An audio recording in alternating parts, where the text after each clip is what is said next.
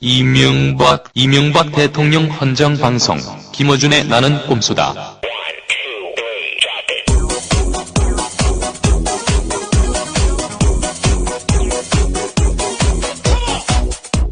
안녕하세요. 나는 꼼수다. 각하 헌정 방송. 네. 단지 총수 김어준입니다. 전화 왔네? 네. 광고 듣고 저희가 광고 다 가짜예요. 시작하겠습니다. 쥐루사. 쥐한테 참 좋은데. 그걸 먹고 죽으면 국민이 정말 좋은데. 어떻게 표현할 방법이 없네. 여러분 피곤하시죠? 저 차두리가 노래 한 곡 틀어드릴게요. 지 때문이야, 지 때문이야. 피곤해, 지 때문이야. 피곤해, 지 때문이야. 단 한 번의 적은 양을 먹어도 쥐가 죽게 되며 사용도 아주 간편합니다. 쥐가 잘 먹는 쥐약 쥐루사. 가까운 농협이나 약국에서 구입하세요. 네, 저희가 1등을 먹었습니다. 또다시 예. 팟캐스트. 예, 컬투를 이겼습니다. 손석희 이긴 것도 감격스러운데 컬투를 이겼어요. 예, 이런 전례가 없습니다. 컬투가 정치 분야인가요? 아닙니다. 통합 1위입니다. 통합 통합 1위. 1위. 그러니까 우리나라에서 있는 그 모든 공중파와 그리고 인터넷 방송들 이 만든 콘텐츠 중에 예. 단일 콘텐츠로 전체 1위다. 음. 네, 이것은 다 각하덕이다. 예. 감사합니다. 각하. 역시 각하에게 헌정했더니 각하가 그런데 지난번 거 이제 제가 인터넷 아이튠스 다운받아갖고 방송을 봤더니 어떤 사람이 글을 써놨어요. 김어준 총수하고 김용민 교수는 알겠는데 그 한 사람 누군지 모르겠는데 웃음소리 때문에 뭔 얘기인지 하나도 모르겠다. 그 사람 누구냐? 퇴출시켜라. 아저씨 제가 없으면 이 방송이 안 됩니다. 지금 말씀하신 분은 정봉주 전 의원입니다. 17대 국회의원이고 민주당 소속이고 지역구는 노원구 공릉동 월계동을 두고 있습니다. 중간중간에 그걸 밝혀줘야 돼요. 예. 아니 근데 제가 다음 주에 예. CM을 하나 만들려고 그러는데 예. CM 내용은 정봉주 의원 홍보 CM입니다. 예. 근데 그거 해도 돼요? 해도 돼요. 상관없습니까? 아니, 그러니까 정봉주 의원 다음에 출마할 거니까 찍어주십시오. 이런 얘기만 안 하면 돼요. 아, 그렇습니까? 그건 사전선거운동이에요. 예. 아니, 근데 어떤 내용으로 하려냐면은. 저 출마할지 안 할지 아무도 모르거든요. 예. BBK 스나이퍼로서. 예. BBK 청문회에 이 사람 없으면 안 된다. 예. 이런 내용의 그 CM은 괜찮습니까? 예. 저는 그런 건 괜찮고요. 네. 이 사람이 대중을 상대로 다음 19대 때 총선에 출마할 예정이니 꼭 여러분들께서 찍어주시기 바랍니다. 네. 라고 얘기하면 선거법 위반이에요. 그런 얘기하면 절대 안 돼요. 그런 예. 얘기 해야 되겠네. 그러면. 그렇지. 아니, 좋았어. 우리 가자. 나는 못하고 우리 김총수하고 김용민 교수 하면 됩니다. 아니, 우리 한 다음 목소리를 변조해가지고 앞길을 존나게 막는 거야. 정계 복귀가 불가능하도록 사장 시켜버리는 거죠? 네, 사장. 예. 그런 묘수가 있었군요. 예, 그렇습니다.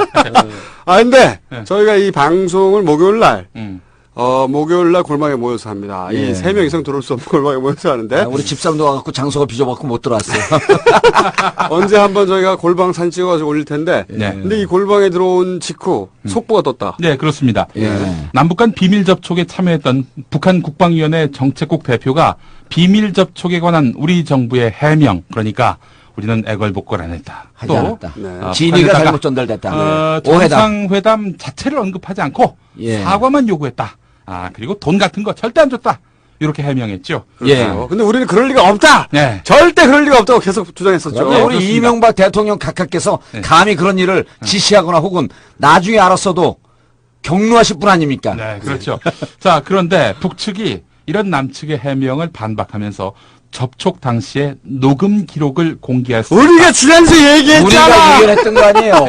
이러다가 북한이 녹취 깐다 얘기했던 거 아니야. 그러니까 우리가 방송 나가고 그 다다음 날인가요? 민주당에서 우리 방송을 들었는지 네. 통상적으로 비밀 접촉은 있지만 네. 비밀 접촉이 있을 때 녹취록이 있다. 녹취를 한다. 네. 북한이 녹취 깐다 그러면은 공개한다 그러면 어떻게 하려고 그러냐 그렇죠. 하면서 민주당에서 어느 의원인지 모르겠는데 충고하듯이 그 얘기를 한번 했어요. 그 기사가 뜬 적이 있습니다. 예. 자, 특히 그 주목되는 부분이 있습니다. 예. 돈 봉투와 관련해서는 접촉이 결렬 상태에 이르게 되자 김태효의 지시에 따라서 홍창화가 트렁크에서 돈 봉투를 꺼내들자 김태효는 그것을 우리 손에 쥐어주려고 했다. 우리가 즉시 쳐던지자 황급히 돈 봉투를 걷어넣고 우리 대표들에게 작별 인사도 제대로 하지 못했다라고 주장했다. 예. 북한이. 예. 그렇다면 예. 돈 봉투를 줬다고 하고 돈 봉투를 배달 사고가 좀 났을 방송 수 중입니다. 있는 배달 사고가 났을 수 있는 가능성도 예. 없겠죠. 예. 없겠죠. 네, 그렇죠. 없을 거라고 봅니다. 네.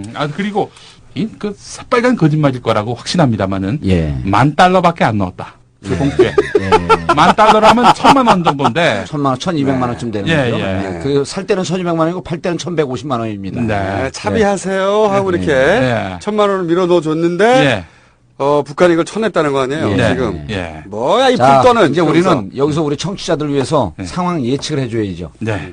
자, 돈 봉투를 건넸다라고 하는 북한 측 주장이 이제 녹취록까지 까겠다 하면서 지금 아주 구체적으로 상황 설명을 한 거 아닙니까? 네. 이후에 이 내용은 진위 파악을 하겠다. 1단계. 그리고 국민들 이 부분에 대한 불신이 사그러들지 않으면 진위 파악을 한 결과 실무자들이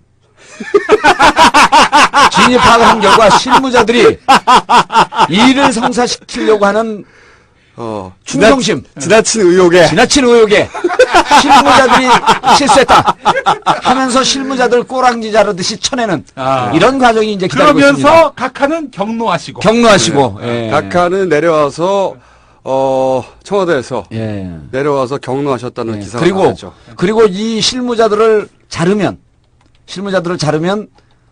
후에 문제가 될 것 같으니까 실무자들에게는 3개월 내지 6개월 정도 한직으로 갔다가 다시 복귀시켜 줄 것을 약속을 하고 복귀 혹은 예 그리고 다른 자리로 보냅니다. 복귀 혹은 다른 자리죠. 예. 그런데도 이게 무마되지 않으면 이 분야를 책임지고 있는 청와대 외교수석을 경질하는 이런 상황이 3단계 과정이 기다리고 있습니다. 제가 보면 통일부 장관도 같이 날아갈 수 있습니다. 통일부 장관까지는 아니고 네. 국장이나 차장으로 처음에 그 손을 대려고 할 겁니다. 네. 그리고 그래도 여론이 안 좋으면 여론이 안 좋으면 이제 장관도 손을 대고 수석도 손을 대는데 어차피 막판에 장관들 좀 나눠줘야 되거든요. 예. 네. 근데 이제 두 분이 모르시는 게 있습니다.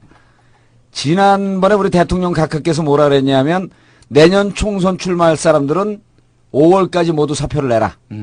이런 얘기를 한 적이 있어요. 그렇죠. 그런데 지금 6월이 됐습니다. 네. 그때 우유부단하고 우왕좌왕하다가 사표를 못 낸 사람들이 있습니다. 아직도. 네. 이 사람들에게 총선 출마의 길을 열어주기 위해서 이번 돈봉투 사건에 책임을 지고 누구누구를 경질했다. 그 사람은 내년 총선에 반드시 출마합니다. 예언 하나 나왔어요. 그러면 뭐 예언 기가 하나 막힌 예언입니다. 나왔어요. 이게 저희가- 17대 국회의원 정봉주 노원 갑을 지역구로 두고 있는 저 아니면 못하는 겁니다. 이게. 하지만 내년 출마는 아직 확정되지 않은. 그리고 이분의 출마를 저희가 막을 수 있다. 선거법 위반으로 보낼 수 있다. 그 점 주의해 주시고 충성을 다 바쳐 주시기 바라고요. 저희가 지난주 얘기는 했었죠. 북한이 이제 가지고 놀 것이다. 그러면 주도권을 완전히 가지게 될 것이고 여차하면 녹취록까지 흔들 것이다. 다 예상했던 일입니다. 네. 예. 그래서 이제 이 방송을 이 두 분들이 얘기하는 건 저는 안 들려. 웽웽웽 소리밖에 안 들려. 내용이 연결한데. 원래 의원님은 다른 사람 얘기를 듣지 않아요. 다른 사람 얘기를 듣지 않고 멍한 표정으로 자기 생각만 하고 있어 원래. 그러다 언제 끼어들까? 그래서 이제 우리 청취자분들은 진행되고 있는 정치 상황을 잘 풀어서 해설해서 이해도도 높지만 앞으로 신문기사 볼 때 이 사건이 어떻게 전개될까라고 우리가 미리 길을 다 알려주기 때문에 정치에 대한 눈이 확 띄이는 거죠. 고맙다고 댓글 쓴 사람 무척 많습니다. 정치가 재밌다. 정봉주 의원 덕에 정치를 제대로 알기 시작했다. 정봉주 의원 덕은 아니고요. 예. 딴지 라디오 덕에.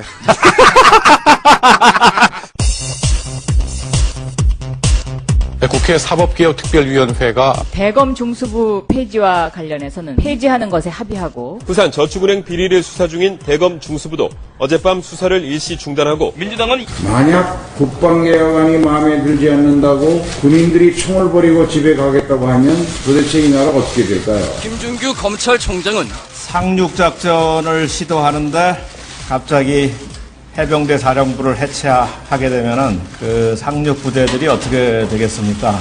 중수부는 우리 사회에 숨겨진 비리와 부패를 밝혀내고 일반인을 소환한 일도 없고 서민들을 조사한 일도 없습니다.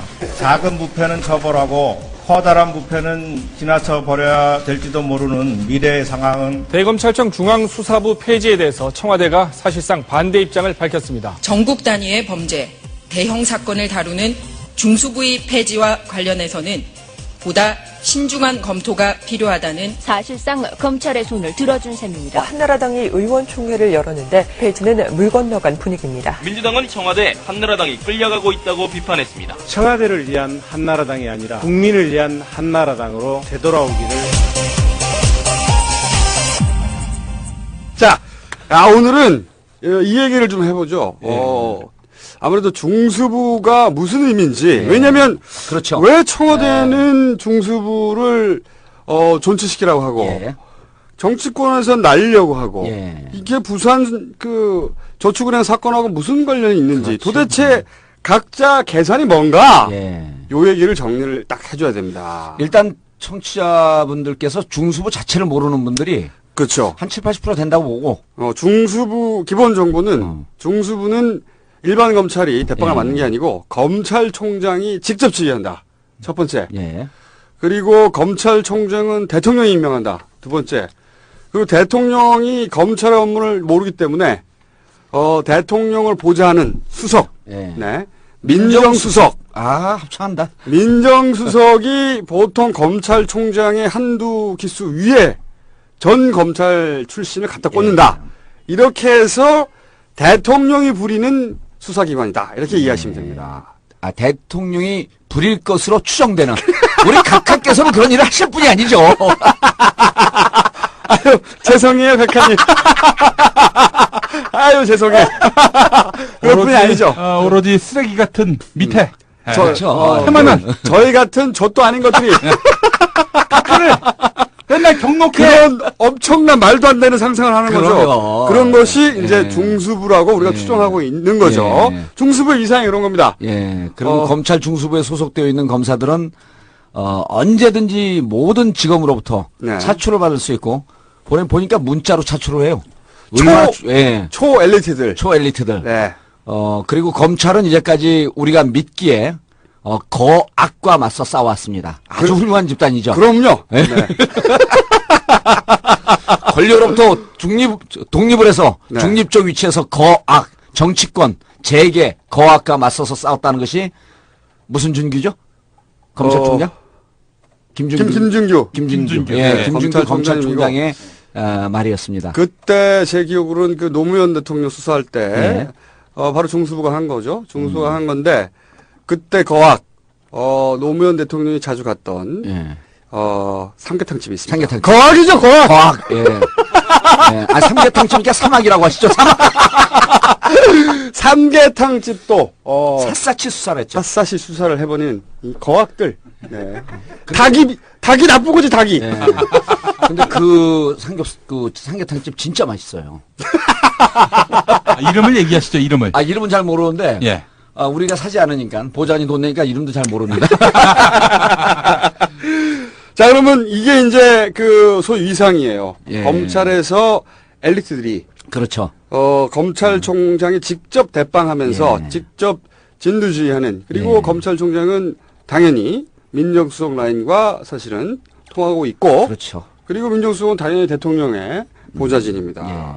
그런, 위상을 가진 기구인데, 이 기구가 자기들은 없어질 수 없다. 노무현 대통령을 죽음으로 몰고 갔던 것도 대검 중수부에서 수사를 하던 와중이었죠. 했었죠.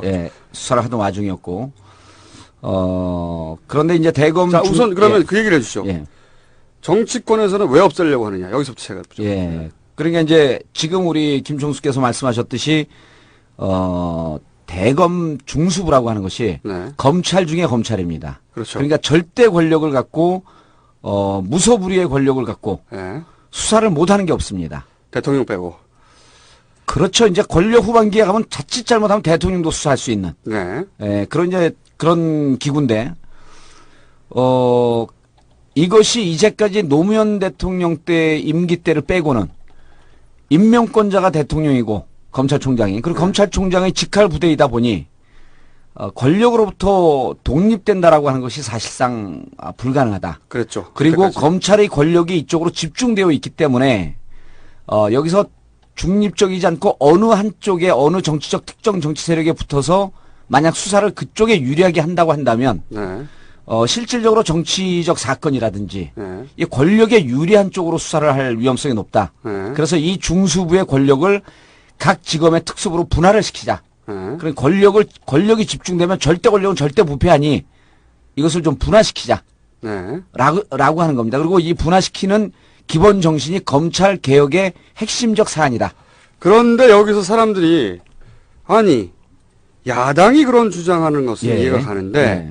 어떻게 한나라당의 여당도 검찰에 대해서 예. 검찰 힘의 핵심을 같은 편 아니야? 이렇게 생각이 그렇죠. 드는데 게다가 주성영 의원이 예. 주성영 의원이 검찰 출신인 예. 이 해체를 주장하느냐?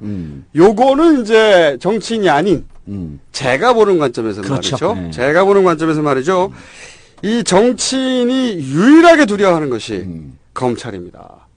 검찰이 유일하게 두려워하는 것이 정치인이죠. 예. 서로 앙숙이에요. 앙숙이죠. 앙숙이에요. 그런데 이제 근데 지금 그 중에서 한 명 정도만 예외입니다. 저는 검찰을 존경합니다. 그 검찰을 두려워하고 존경하고 사랑하고. 근데 의원님은 그 BBK 관련한 수사를 어디 대검에서 받으셨습니까? 저는 특수수사부에서 받았겠죠? 중앙지검 특수부. 예. 예, 공안부에서 수사를 하다가 기소할 건이 안 되니까 특수부에서 가져갔어요. 공안 선거법은 공안부에서 하거든요. 예. 공안부에서 하다가 어느 날 갑자기 특수부로 넘어갔어요. 나중에 들어보니까 뒷얘기가 공안부에서는 이것이 기소할 건이 안 된다. 그럼 특수 이게 뒷얘기입니다. 그래서 입증되지 않은 얘기이기 때문에 허위사실 유포로 걸려면 그냥 추정하는 겁니다. 우리가 소설 써보는 거고. 그래서 공안부에서 이틀인가 조사를 받다가 특수부로 넘어갔어요. 그 BBK 사건은. 그 BBK 사건 때 이제 검찰에서 나중에 나온 그 뒷담화가 정봉주 의원이 한 4월 정도로 강도 높게 하루에 15시간 이상씩 조사를 받는데 하나도 기가 죽지 않더라. 그런 모습을 보니까 대인으로서의 풍모를 느꼈다. 검찰이 정봉주 의원의 조사받는 의연한 모습에 호연지기에 그러면 그리고 1심 재판에서 보세요. 1심 재판에서 검찰이 보통 자기들이 수사를 하고 난 다음 특수부가 그 다음에 공판 검사에게 넘깁니다. 그런데 저를 조사했던 검사들이 직접 나왔어요. 재판하는데 제가 무서우니까 거기서 이제 논쟁을 해야 될 거 아니에요. 근데 선고를 얼마나 했냐면 그 사람들이 구형이죠. 구형을 징역 2년을 때렸습니다. 네. 징역 2년. 근데 나오면서 그 검사가 약간 죄송한 표정으로 죄송합니다. 이렇게 얘기하길래 제가 그 와중에 대인의 풍모를 한껏 발휘하면서 그런데 왜 기분 나쁘게 2년 전연하냐.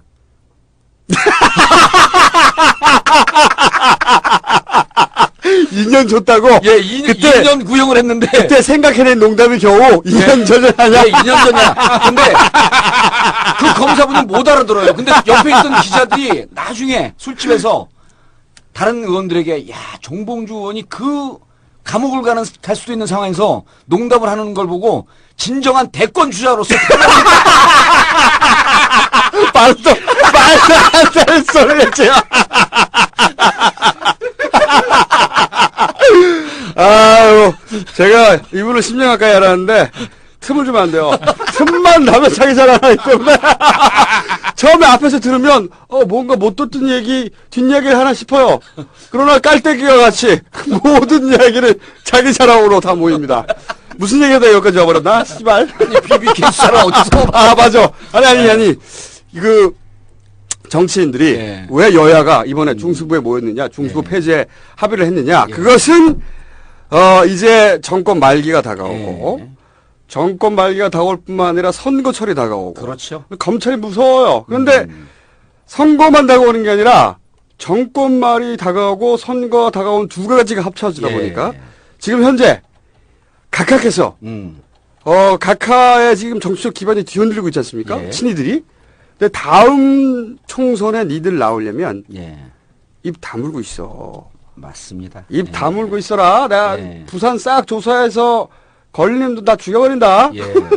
라고 하는 각하의 그 계산을 여당에서도 읽었죠. 당연히 읽었고, 나 죽게 생겼구나. 예. 아니, 각하야, 이제 임기가 끝나는 거지만, 이렇게 해가지고 내가 이번에 19대에 못 나가면 나만 줬다는 거 아니야? 그렇죠. 그러니까 빨리 중세법 없애버려야지. 이래서 여야가 합의가 됐고, 그렇죠. 예. 그리고 각하와 검찰도 또, 예. 사실은, 중수부는 중수부 나름대로, 검찰은 언제나 검찰 편이잖아요? 검찰은 영원히 검찰 편입니다. 검찰을 권력의 수하라고 생각하시는 분들이 많은데, 수하는 수하요. 필요할 때. 수하라고 우리가 추정할 뿐이죠. 추정할 뿐이야. 죄송합니다. 감히 그런 추정을 해보는데, 사람들은 그런 말들을 하죠. 그런데 사실은 검찰은 언제나 검찰의 편입니다. 그렇죠. 특히나 정권 말기가 되면, 이제, 권력의 비리를 잡아내서, 이것으로 현 정권과 딜을 할 것인가, 아니면 다음 정권에 이 정보를 넘겨줄 것인가, 그런 정보를 쥐고 있어야 다음 정권과의 줄을 타고, 승진도 하고, 다른 좋은 자리도 가고 그런단 말이죠. 그러니까, 이 부산 저축은행을 촌나게 팔 필요가 있고, 그리고 중수부가 권력과의 줄이고, 그러죠? 그리고 청와대에서도 이제 중수부를 움직여서 데리고, 지금 그 국회, 소위, 한나라당을 압박하고 야당을 싹 죽이고 할 필요가 있습니다. 그렇죠. 이해가 딱 맞아 떨어진 거죠, 지금? 그래서 이제 그 대검 중수부 폐지 얘기가, 집권 초중반쯤에 살짝 한번 나왔다가, 최근에 가속을 붙이기 시작을 합니다. 최근에 가속을 붙이기 시작을 하는데, 우리가 이제 이 정치적 사안과 사건을 해설을 해줘야지 우리 청취자들의 정치적 식견이 높아지는 거 아니에요? 그런데 이게 언제 가속을 받기 시작했냐면, 사실 그 부산저축은행 은진수, 부산저축은행에서 돈을 받았던 BBK 대책 반장 출신 은진수를 구속하면서부터 사실은 은진수 구속하고 그다음에 삼화저축은행으로부터 정진석 청와대 정무수석이 신삼길 회장과 친분이 있다라고 하는 얘기는 검찰에서 나온 얘기거든요. 그리고 삼화저축은행뿐만 아니라 부산저축은행 모든 저축은행에 대해서 저축은행 퇴출과 관련된 비리를 철저히 조사해라. 라고 하는 그 시점에 중수부 폐지에 대한 얘기가 가속이 붙기 시작을 했어요. 그렇죠. 겁난 거죠, 정치권에서. 정치권에서 어느 저축은행, 그리고 놀랍게도 한나라당 의원들, 민주당 의원들도 계속 실명으로 연루됐을 것이다라고 기사가 나오기 시작을 합니다. 이건 검찰이요. 우리가 기사를 완전히 흘렸다고 얘기하는 순간 우리는 또다시 이게 문제가 될 수 있기 때문에 기사를 흘렸을 것으로 추정되지만. 검찰이 스스로. 그런데 이 와중에서 어느 저축은행 하게 되면 의원들이 자기가 합니다. 우리 옛말 아주 훌륭한 말 있잖아요. 내 죄를 내가 알렸다. 자기만이 정확히 알고 있거든요. 그렇죠. 예, 그러니까. 위험하다, 이거. 요건이 나왔다라고 하는 것은 이 부분에 대해서 내가 얘기를 좀 닫아야 되겠다. 그리고 다른 의원들 전체 입장에서는 검찰이 중수부가 저축은행 건으로 정치권을 길들이게 하고 있다. 그렇죠. 라는 이런 입장이 반영됐을 거라고 저는 보는 겁니다. 그러니까 검찰과 존재 증명을 하고 그다음에 정보를 추적해 놔야 되는 검찰의 필요와 그다음에 그 의원들을 조져야 할 다음 그 총선 때 까불지 못하게 조져놔야 할 청와대의 필요가 딱 맞아 떨어진 거죠. 그렇죠. 검찰에서도 이 정보를 갖고 있어야만이 의원들 입장에서는 검찰 중수부 폐지 표결에 들어간다든지 이게 법안으로 통과되고 그럴 때 이러저러한 이유로 반대의 견해를 펴는 사람들이 검찰 출신뿐만 아니라 저는 있을 거라고 보는 거죠. 그리고 그렇죠. 이 반대의 견해를 표명할 명단의 숫자를 늘려놓자라고 하는 것이 검찰에 숨어있는 계산인 거죠. 계산이 아니겠느냐라고 추정해 보는 거죠. 그렇죠. 그 검찰의 이해는 명확하게 이해가 되고 이해되고 그럼 청와대가 국회 이해도 정확하게 이해가 되죠. 얘네들이 나를 조지려고 하는 거구나. 이해가 되고 근데 여기서 이제 청와대가 양날의 검을 뽑았다. 어쩔 수 없이 그렇죠. 이 부분이 이제 이 사건을 바라보는 묘미입니다. 왜냐면은 정권 말기에 이렇게 그 검찰을 부리게 되면 그 과정에서 추적되는 정보들이 고급 정보들이 있을 것이고 그것이 정권이 말이 되면 정권이 영하지 않단 말이죠. 그러면 자기한테 칼이 돼서 자기 등에 꽂힐 위험성이 있단 말이에요. 그럼에도 불구하고 이 중수부를 움직일 수밖에 없는. 그런 딜레마에 빠져 있는 거죠, 지금 청와대가. 청와대는 공식적으로 검찰 중수부, 대검 중수부 폐지에 대해서 신중해야 한다라고 하면서 사실은 공식적 반대 입장을 표명을 했죠. 네. 그 반대 입장을 표명하자 김진표 민주당 원내대표가 자칫 자신들에게 독이 될 수도 있는데 왜 중수부 폐지에 반대하느냐 네. 라고 하는 의미는 이명박 대통령 각하의 정권이 끝나고 난 다음에 만약에 혹시 비리가 있다고 한다면 네. 그럴 일은 없지만 예. 절대 그럴 일은 없지만 혹시 비리가 있다고 한다면 중수부가 퇴임한 권력을 손을 대고 그리고 당신들도 심하게 다칠 건데 그러니까 노무현 대통령한테 자기들이 했던 그대로 그대로보다도 이제 뭐 좀 비리가 더 많으면 좀 더 강도 높게 하겠지만 어쨌든 중수부가 그렇게 현 대통령 각하는 비리는 없을 것 같잖아요. 물론 절대 예, 없으실 절대 분이죠. 네. 그분은 상상할 수 씨발 절대 그럴 분이 아닙니다.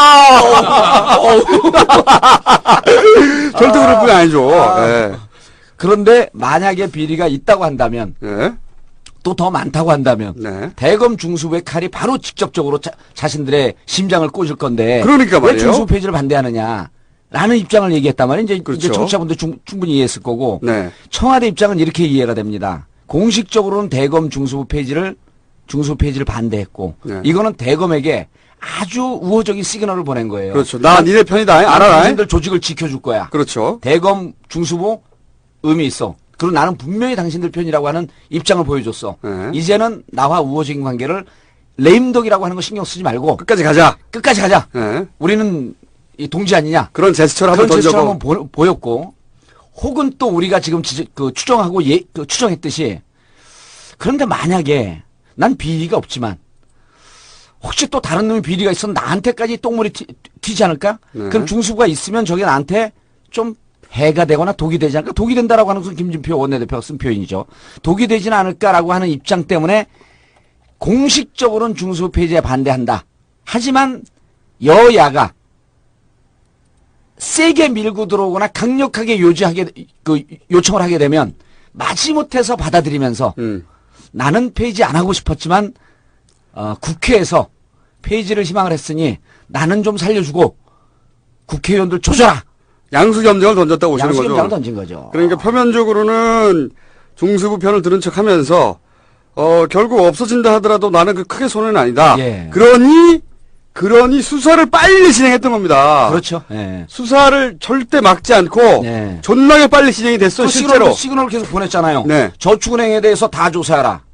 그런 것은 지난번에도 우리가 얘기했지만 그것은 민주당 의원들 당신들도 떨고 있지 않냐. 네. 조심해라. 라는 시그널을 보내주면서 이 중수부 폐지에 대해서 혹은 저축은행 문제에 대해서 더 이상 파고 들어가지 못하게끔 막아버린 거죠. 네. 그리고 그러면 이제 검찰의 입장에서는 중수부 폐지는 일단 무조건 반대하고 저축은행 수사의 강도는 아마 중수부 폐지라고 하는 사회적 과제가 걸려있기 때문에 역대 중수부가 81년도 전두환 정권 때 생겼습니다. 그러니까 네. 이렇게 이해하시면 돼요. 전두환 정권은 독재 정권이라고 우리가 규정한 거 아닙니까? 네. 공안통치라고 우리가 표현했죠. 중수부를 81년도에 만들었습니다. 도대체 왜 만들었을까? 하면 금방 이해가 되는 거예요. 네. 민주정권이 만들었다고 하면은 저 의미가 있지만 독재 정권이 만들었습니다. 그리고 지금까지 유지되고 있는 거죠. 21년 동안 유지가 되고 있는 거죠. 권력들이 항상 이용해왔죠. 예. 네. 이용한 것을 우리가 추정했죠. 아니 그 전 정권들은 이용한 게 이용했나요? 확실하고 각하만 이용하지 않았다. 예.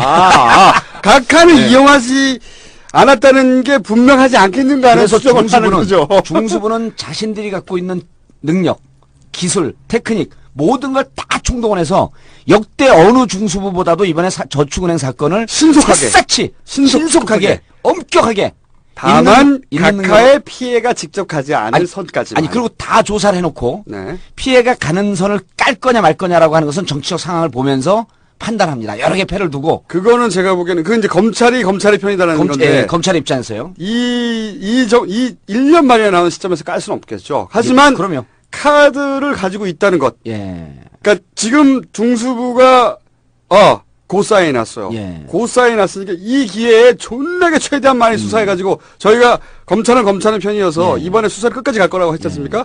존나게 수사를 한 다음에 아마도 다 까지 않고 그 중에 예민한 것들은 쥐고 있다가 그렇죠. 정권 교체기 내년 총선 이후 대선 전국에서 어느 쪽으로 넘어가냐에 따라서 줄을 대려고 하겠죠. 맞습니다. 그 정보를 가지고. 그 카드를 갖고 이 카드가 권력의 균형추가 어디로 흐르나를 봐서 권력의 균형추가 흐르는 쪽에 유리한 카드를 갖고 뒤로 뒷거래하거나 딜을 하지 않습니다. 검찰은 훌륭한 조직이기 때문에 수사를 갖고 그렇죠. 수사로 말하겠다라고 하는 거 아닙니까? 팩트로 말한다고 하겠죠. 수사로 말하겠다. 그 뜻은 뭐냐면 우리가 수사하는 방향을 보면 우리가 어느 의중으로 하는지 당신들이 알 것이다. 거기에 조응해서 함께 가든지 이 패를 버리든지 마음대로 해라. 라는 뜻으로 저는 받아들여진 거죠. 그때 그 정보를 쥔 사람이 결국은 다음 정권의 줄을 잘 쓰면 검찰총장이 되던 민정수석이 되던 어디 공직의 주요 공직이 되던 인수위에 들어가던 쫙 풀려나가는 거예요. 그렇죠. 검찰을 이렇게 생각하시면 됩니다. 분명히 공부를 엄청나게 잘했던 아이들이고 아이들 시절에 그리고 사법고시를 합격했고 아이들이라 그랬다가 그것도 당할 것 같으니까 바로 아이들 시절이라고 정정을 하는데 그렇습니다. 바로 그 이유였습니다. 어쨌든 아이들이었을 때가 있었죠. 공부를 졸라게 잘했어. 시험을 통과했어. 그리고 나서 검찰이 됐는데 사실은 검찰의 연봉이라는 것이 대단히 높지 않습니다. 그 나이에 그 경력으로 다른 직종이 있었다면 더 많이 받았을 거란 말이죠. 그러니까 이분들한테는 아주 유명하신 분들이죠. 이분들한테는 자부심도 있지만 억울함도 있어요. 보상 심리가 있는 거죠. 그렇죠. 나 15년, 20년 동안 국가와 민족을 위해서 거학과 맞서서 나 그동안 엄청 가난하게 살았거든. 너희들 그럴 때 나쁜 짓 하면서 떵떵거리면서 살았지. 그렇죠. 이런 심리가 있는 거예요. 그런 보상 심리가 분명히 있어. 그런데 진로라는 게 검찰 출신이 사실은 변호사 계급인데 변호사 계급이 예전만 못해요. 요즘은. 그러면 남는 게 뭐냐면 공직으로 가라는 겁니다. 이 공직으로 가야 되는데 공직으로 가려면 당연히 정치권과 핫 라인이 형성돼야 되는데 그 핫 라인이 중수부라는 겁니다. 중수부에 들어가면 권력의 핵심과 가장 가까이 가갈 수 있다. 중수부의 수사를 통해서 권력에게 얘기할 수 있고 중수부의 수사를 통해서 정치권에게 경고를 줄 수 있고 존재 증명을 하면서 그렇죠. 미래의 진로를 닦아놓는 그런 중요한 루트이기 때문에 이걸 없으면 안 되는 거예요. 검찰 입장에서 중수부만이 수사할 수 있는 범죄는 없어 세상에. 그렇죠. 그런 건 없어. 공안부에서 다 해요. 그런데 없앨 수 없다는 것은 그런 여러 가지 복합적인 이것이 자기들의 힘을 과시할 수 있는. 그리고 이제 쭉 이제 우리 김총수님의 얘기를 들어보면 검찰에 대해서 좀 부정적인 그 발언들을 많이 하시는데 저는 대단히 긍정적입니다. 자, 의원님, 제가 궁금한 게 있는데 얼마 전에 그 이명박 대통령 각하께서 박건희의 차기 대통령으로 이제 이제 굉장히 근접해 있는 가능성이 근접해 있는 박근혜 전 대표와 만났단 말이죠. 굉장히 화해 무드예요. 그 예상과는 다르게. 근데 박지만 씨가 저축은행과 상당히 뭔가 의혹이 있다. 이런 얘기들이 나오고 있는 상황인데 그래서 시중에서는 이건 터무니없는 헛소문이겠지만은 빅딜설이 있더라고요. 빅딜설. 빅딜설도 있고요. 그리고 중수부 페이지에 친박계 의원들이 좀 더 적극적이다라고 하는 그런 또 설도 있고요. 그래서 그 여러 가지 이제 내용들이 있는데 박지만 건이 터지지 않았습니까? 박지만 건이 터지기 전에 정진석 청와대 정무수석이죠. 저하고 친구입니다. 아, 그래요? 네, 저하고 친구예요. 그 액면가는 60이 넘어 보이는데 거의 같이 60년생입니다. 그리고 학교로 따지면 제가 이제 5, 9년으로 다녔기 때문에 거기 신일고등학교 출신이에요. 신일고등학교 출신이 아주 그 인간성이 좋은 친구입니다. 아버지가 저 50 때 잘 나갔던 정성모 전 국회의원이고요. 또 한국일보 기자 했었고요. 한국일보 기자 했었고요. 근데 실제로 저하고 만나보면 한 20년 저보다 나이가 더 들은 것처럼 보입니다. 근데 이제 정진석 건이 나왔고 그 다음에 박지만 건이 나왔는데 저는 이거는 실제 사건을 연루되어 있다라고 하는 게 검찰이 아니면 기자가 어떻게 보도를 합니까? 그렇죠. 그 사실은 오로지 검찰만 알 수 있는 거죠. 그럼요. 그리고 이것이 청와대 심장부까지 자칫 잘못하면 도려낼 수 있는 칼이 그쪽으로 향하고 있다라고 하는 것을 이미 시그널을 보여준 거예요. 그리고 이런 것도 있는 것 같아요. 제가 보기에는 검찰의 필요도 있었던 것 같아. 검찰이 이제 친박 쪽에서 중수부가 소위 그 기획수사를 한다든가 자기들한테 칼날이 들어온다든가 뭐 이런 두려움들이 있다 보니까 그 친박 쪽에서는 중수를 빨리 없애야 된다. 라고 적극적으로 나서는 사람들이 많으니 니네 그런 식으로 나오면 예. 우리가 기술 들어가가지고 박근혜 후보 그러면 아직 예. 후보 아니지만 예. 전 대표 이렇게 상처 줄 수 있다니네. 조심해라. 전 대표 이런 동생 기술. 박지만 건이 나온 것은 무척 심각한 도덕성에 타격이 될 수 있는 아킬레스 건으로 하나 뜬 거죠. 그러니까 박근혜 대표 전 대표를 보게 되면 한마디 정치 아닙니까? 여러 말을 하지 않아서 실수를 덜 하면서 사실상 별로 결함이 없는. 여기서 잠깐 예. 성대모사를 예. 한번 해보겠습니다. 예. 지금 대전은 어떻게 됐습니까? 남자가 한 것 치고는 예. 나쁘진 않았는데 다시는 하지 마요. 이제 박근혜 대표는 박근혜 대표는 말을 줄이고 한 줄씩만 얘기하는 한 줄 정치란 말이에요. 한마디 정치. 그게 결함이 별로 없어요. 저는 말을 많이 해서 결함을 찾아보기가 힘이 들어. 이게 어디가 진짜고 어디가 거짓인지. 그런데 박지만을 딱 건든 것은 실질적으로 연루가 되어 있을 개연성이 이미 보도가 되면요. 이게 여론 재판이라고 하지 않습니까? 국민들은 보도만 되는 것만으로도 박지만이 연루되어 있다라고 이렇게 믿게 돼요. 그렇죠. 보통은. 예, 국민들은 아주 디테일을 모릅니다. 그런데 또 거기서 우리 박근혜 전 대표가 실수했잖아요. 본인이 아니라고 그러니 끝난 거 아니냐. 그럼 우리가 절도범이 들어갔고 살인범이 들어갔고 나 살인 안 했습니다. 그럼 본인이 아니라고 했으니 수사를 종결하겠다. 이런 얘기는 똑같은 거거든요. 그 사례는 좀 너무 좀 아니하고 예. 이명박이 BBK가 아니라고 하면 아닌 거 아니냐. 그렇죠. 그때 그런 얘기가 나왔었죠. 그렇게 내가 이제- 아니라 그러는데 왜 자꾸 내 거라 그러냐. 예. 그럼 날 주지. 어휴. 근데 이제 이런 생각을 했을 것 같아요. 박근혜 전 대표 입장에서는 이게 도대체 어느 선에서 온 것일까? 예. 검찰이 소위 중수부를 지키기 위한 카드로 내세운 거냐? 아니면 각하께서 혹여라도 사실은 미팅을 해놓고 뒤로는 이렇게 친박조한테 견제 기술이 들어간 거냐? 둘 중에 하나 의심했겠죠. 저는 후자라고 그러지 생각하고 싶진 않지만 예. 그러지 않습니다. 왜냐하면 정치권은 늘 전략과 전략이 부딪히기 때문에 둘 다 걸어놓은 겁니다. 둘 다 걸어놓은 거니까 어느 쪽으로 치우치지 않고 양쪽으로 카드를 동시에 던져놓고 유리한 쪽에 나오는 카드를 중심으로 상황을 풀어나가는 거죠. 그러니까 실질적으로 박근혜 전 대표를 걸면서 상황을 보면서 이 카드를 풀어나가는 겁니다. 자, 그러면은 전망을 한번 해보죠. 예. 전망을 각자. 자, 이 검찰의 입장에서는 부산저축은행을 최대한 빠른 속도로 최정예를 투입해서 최고조의 강도로 수사를 할 것이다. 그리고 다만 수사 결과를 다 발표하지는 않을 것이고 수사 결과 발표의 조율은 있겠지만 이 기회에 정치권의 각종 커넥션과 비리들을 최대한 긁어모을 것이다. 이거는 우리가 지지난 시간부터 계속 전망했던 것이고 그러면서 중수부의 존치를 이제 위해서 계속 주장을 할 것이고 그런 다음에 청와대 입장에서는 의원님의 전망에 의하자면 이것이 폐지냐 존치냐 결정되지 않은 채 최대한 흐지부지되며 길게 늘어지는 걸 가장 선호할 것이고 저는 그 가능성이 가장 높다고 봅니다. 중수부 폐지가 현실적으로 안 될 거라고 봅니다. 중수부 폐지가 현실적으로 좀 어려울 거다.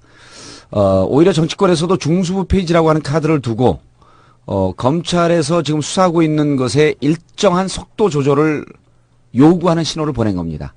그래서 저는 이번 6월에 만약에 중수부 폐지안이 국회에서 통과가 안 되면 중수부 폐지는 사실상 물 건너간다. 저는 개인적으로 중수부 폐지 반대합니다. 이명박 대통령 각하께서 비리가 전혀 없으시겠지만 혹 있으면 중수부에서 수사해야 되는 거 아닙니까? 그럴 리가 있나요? 절대 없죠. 절대 없지만, 없죠. 절대 없지만 혹시 모르니까. 그럼요. 그래서 저는 이 시기 중수부 검찰 수뇌부가 검찰 엘리트들이 모여서요. 저는 노무현 대통령 때 조사한 것보다 조금 더 강도 높게 난 반드시 조사를 해야 된다고 봅니다.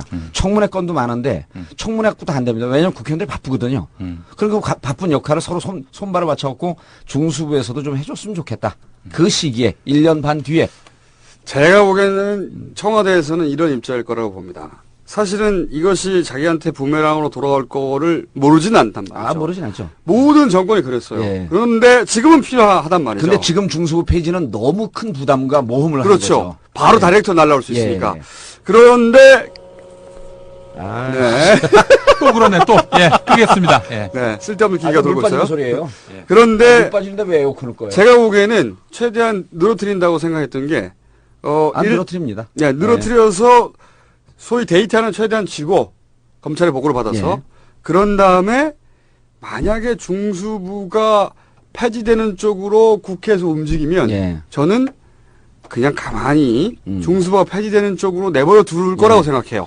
저는 만약에 국회에서 그렇게 중수 폐지를 표결까지 끌고 가면은 국회 앞이나 대검찰청 앞에서 중수 폐지 반대 1인 시위를 할 계획입니다. 폐지하면 안 됩니다, 지금. 아니, 제가 농담으로 하는 게 아니고 실질적으로 민주당 몇몇 의원들에게 폐지하는 시그널을 충분히 보냈고 검찰 개혁의 의지를 보냈으니 이걸 강도 높게 밀고 가지 마라. 강도 높게. 적정한 수준으로. 작전 지시를 하요. 그럼요. 적정한 수준으로. 그리고 이 카드를 갖고 사실은 눈에 보이지 않게 행간으로 검찰과 대화할 내용이 많다. 제가 보기에는 이제 의원님의 계산은 정권이 교체되고 그리고 본인이 19대 당선이 되고 그다음에 요직을 맡은 후 중수부를 통해서 전 정권을 수사를 1년 정도 한 다음에 그런 다음에 폐지하려고 하는 게 아닌가. 이런 수를 쓰고 있는 게 아닌가. 이렇게 예상이 되고 있고. 그럼 남은 게 정치권의 입장인데. 정치권에서도 이미 언론을 통해서 정치권의 개혁 의지는 다 나갔어요. 그렇죠. 포부 다 냈죠. 할 거 다 했죠. 가오 다 팔고 광 다 팔고.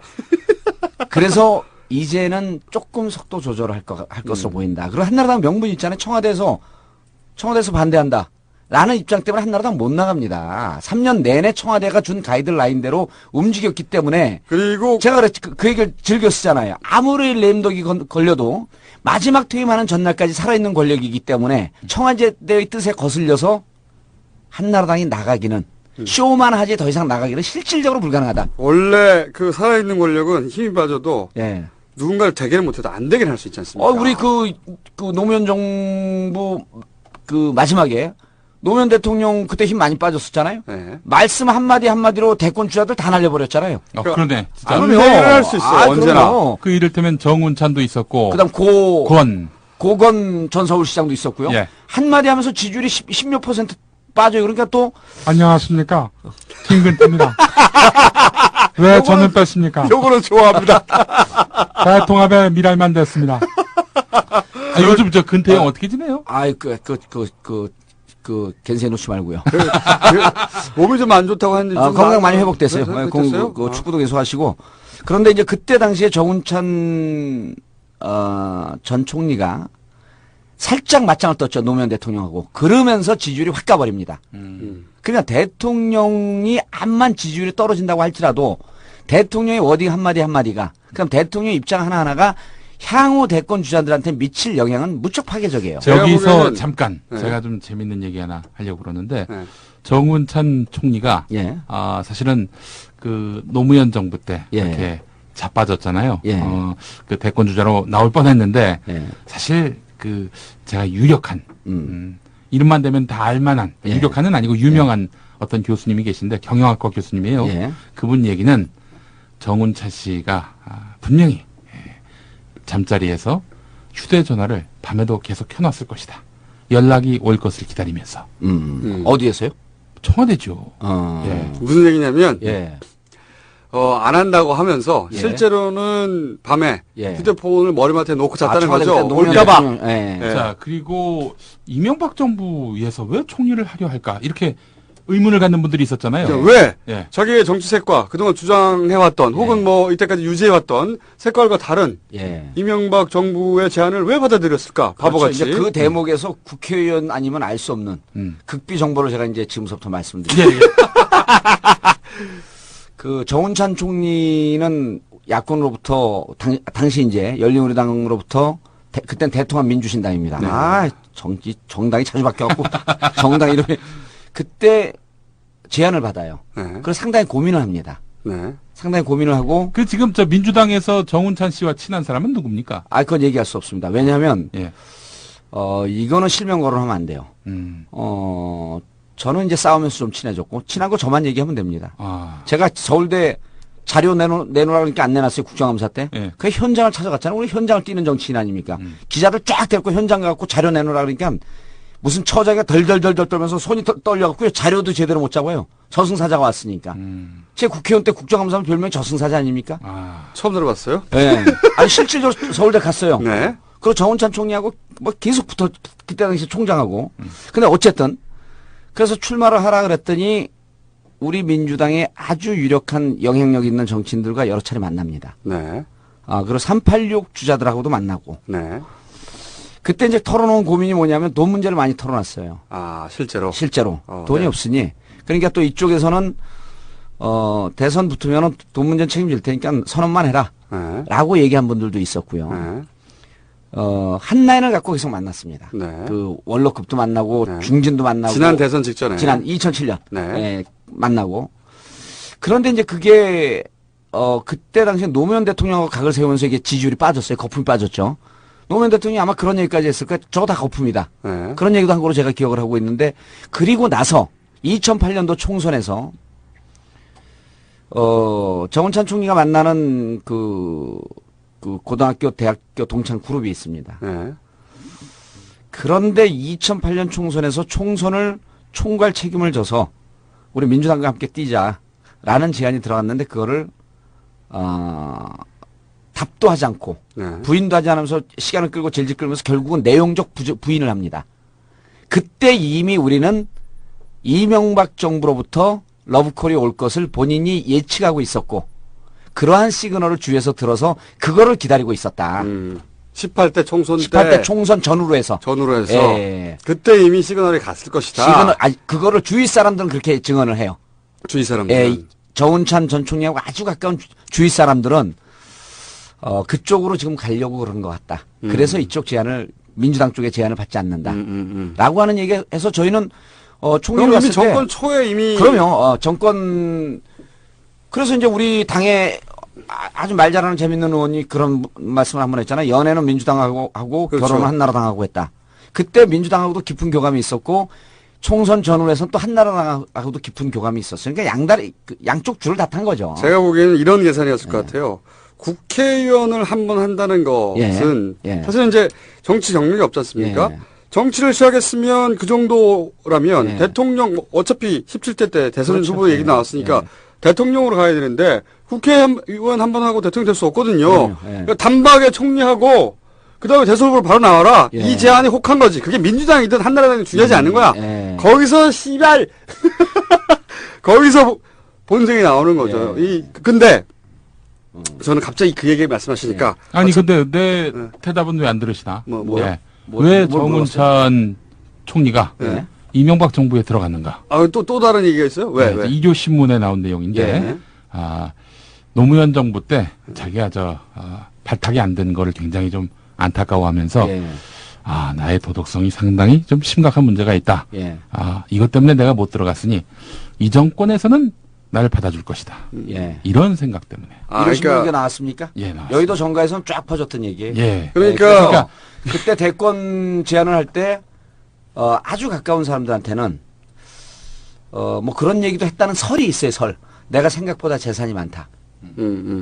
그리고 본인이 안고 있었던 여러 가지 문제가 있었던 거 아니에요. 정운찬 얘기하면 또 떠오르는 게 신정아 자수전 아닙니까? 신정아 제가 직접 인터뷰했지 않습니까? 제가 신정아 편 언제 한번 해야 되는데 어쨌든 근데 저도 신정아 씨 생각이 나서 그러는 건데 이 신정아 씨가 사실은 본의 아니게 본인의 의사와 아무 상관없이 역사에 큰 기여를 했어요. 기여를 했죠.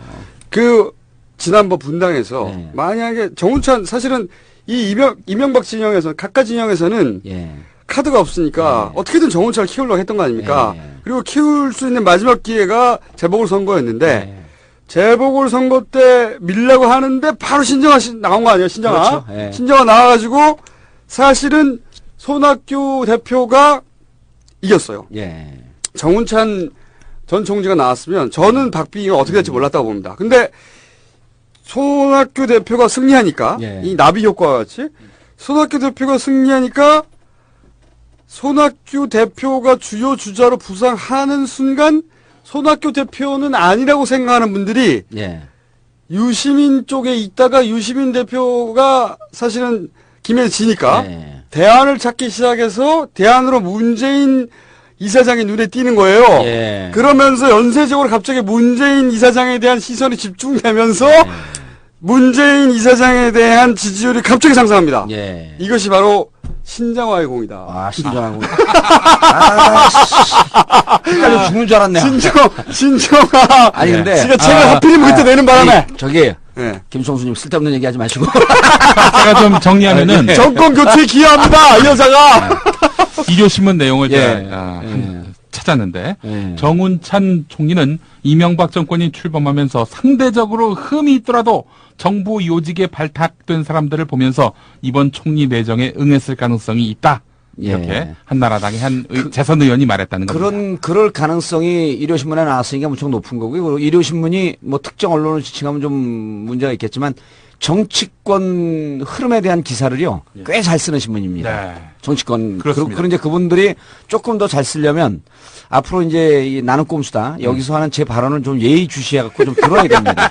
그러니까 이제 그 여의도 뒷담화 얘기를 듣고 기사 쓰기에는 한계가 있어요. 이게 앞으로 예측하고 추정하고 정확한 판단하는 기사들을 좀 써줘야 되는데 이제 정운찬 총리는 그런 얘기도 좀 있었죠. 근데 정운찬 총리 얘기를 이렇게 계속 해도 되나요? 예, 뭐 적당히 정리하시고. 예, 여기서 정리하고 이제 마무리할 시간이 됐습니다. 벌써요? 예. 아니 그래서 중수부 페이지에 대해서는 정리를 하면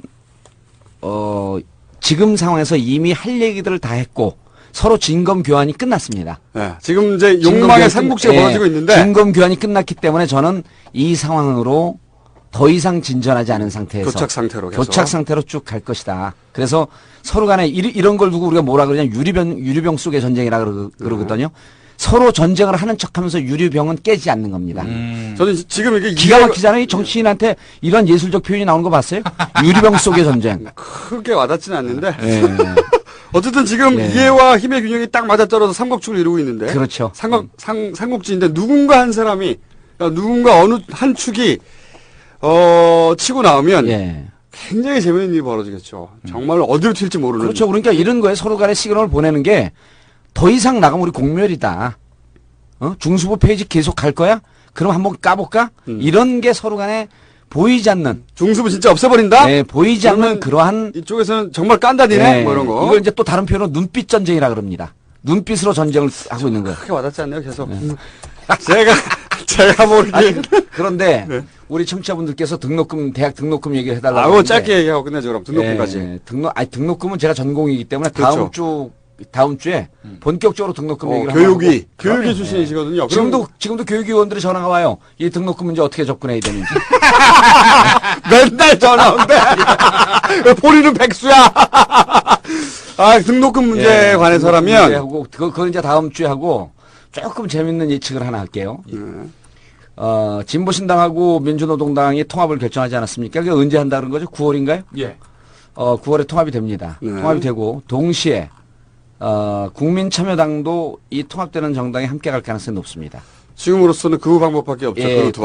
그래서 민주노동당의 세 가지 흐름이 있는데 진보신당과의 통합을 반대하는 격한 흐름이 있는데 그게 소수죠. 그다음 두 번째가 민주당까지 통합하자라고 하는 것도 있는데 그것도 소수입니다. 다수가 진보신당과 통합을 하고 국민참여당까지 통합을 하자. 라고 하는 그런 흐름이 있어요. 그래서 저는 국민참여당까지 통합이 될 것 같고 민주당하고는 선거연대 쪽으로 방향을 틀 가능성이 높습니다. 단일 정당은 불가능합니다. 그러면 그 와중에 내년 총선에서 우리가 이 총선을 지켜보는 게 양당이 어떻게 선거연합을 할 것이냐 라고 하는 것을 주로 보는 사람들은 정치를 잘 못 보는 거고요. 문재인 전 비서실장이 문재인 이사장이 어떠한 카드를 꺼낼 것이냐 어떤 역할을 할 것이냐. 어떤 역할을 할 것이냐. 저는 개인적으로 총선을 출마하지 않았으면 생각하는데. 저도 당연히 출마하지 말아야 된다고 생각합니다. 근데 문재인 실장이 총선에 출마할 가능성이 80~90%입니다. 저는 다르게 생각합니다. 여기서 갈리네요. 평소 비슷한데. 만약에 출마를 하게 되면 양산의 지역위원장인 송인배 위원장에게는 좀 죄송하지만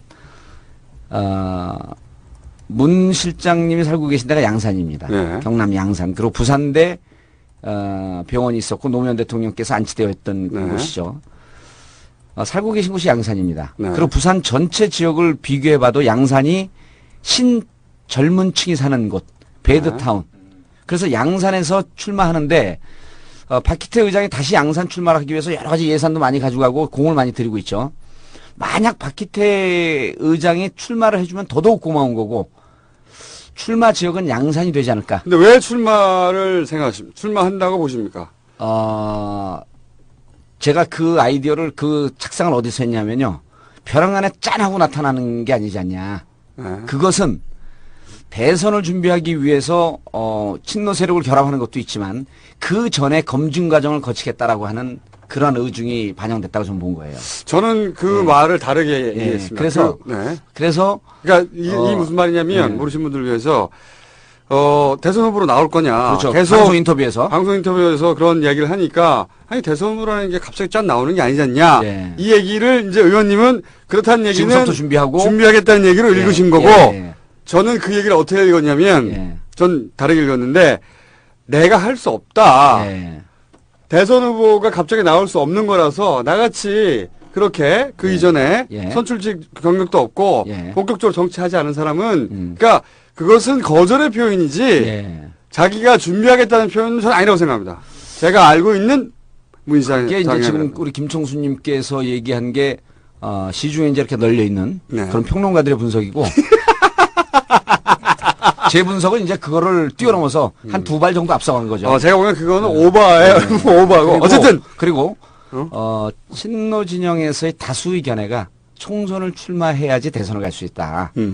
라는 쪽의 견해를 많이들 갖고 있어요. 그런 분들도 많이 있더군요. 그런 분들이 있어요. 그리고 민주당에서조차도 민주당에 들어오든 아니면 외곽에서 무소속으로 나오든 나오는 한이 있더라도 총선을 거쳐서 가면 이 폭발력은 배가 되고 대선은 무조건 이기는 싸움이 될 것이다. 저는 아니라고 생각합니다. 저는 나올 필요도 없을 거니와 나와서 득도 있고 실도 있겠지만 쓸데없는 실을 만들 수도 있다. 저는 그렇게 생각하는데 그건 다음에 얘기를 하고 그렇죠.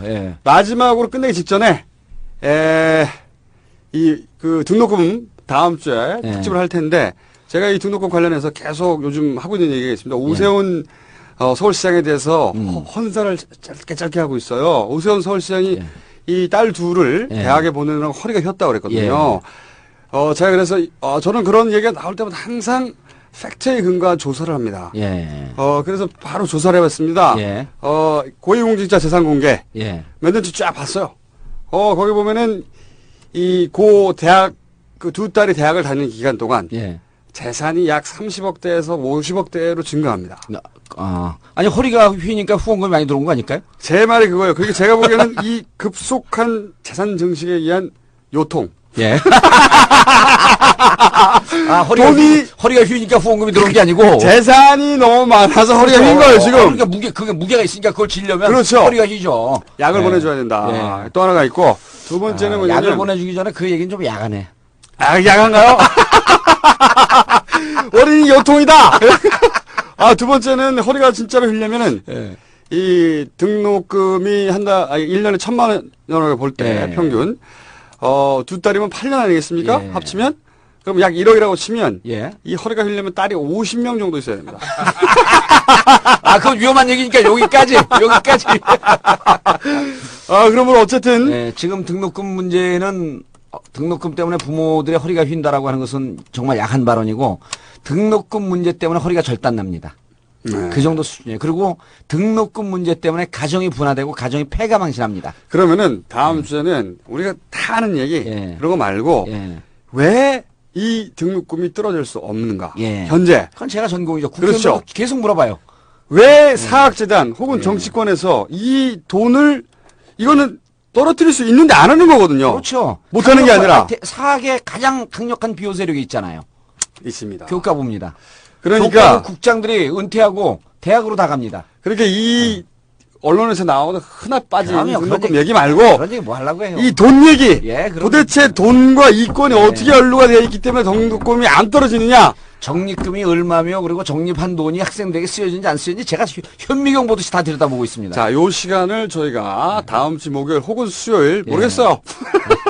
그때 봐가지고 낱낱이 등록금 문제에 대한 진짜 진실.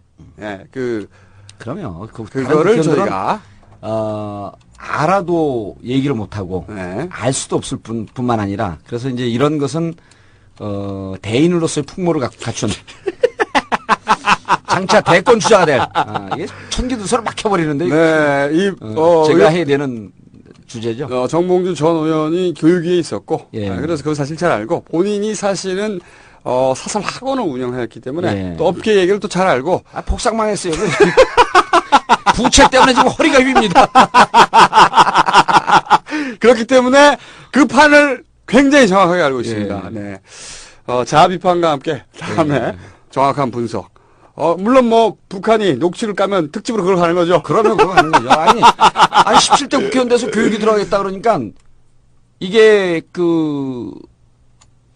그러니까 뭐라 그러죠? 이게 이제 거기 들어갈 수 없는 사유가 있대요. 그게 무슨 책 사유라고 그러는데 그것 때문에 나는 동종업종이기 때문에 안 된다. 교육이. 그럼 무슨 사유냐 그랬더니 사설학원을 운영했기 때문에 사설학원 입장을 대변할 것 같아서 거기 안 된다는 거예요.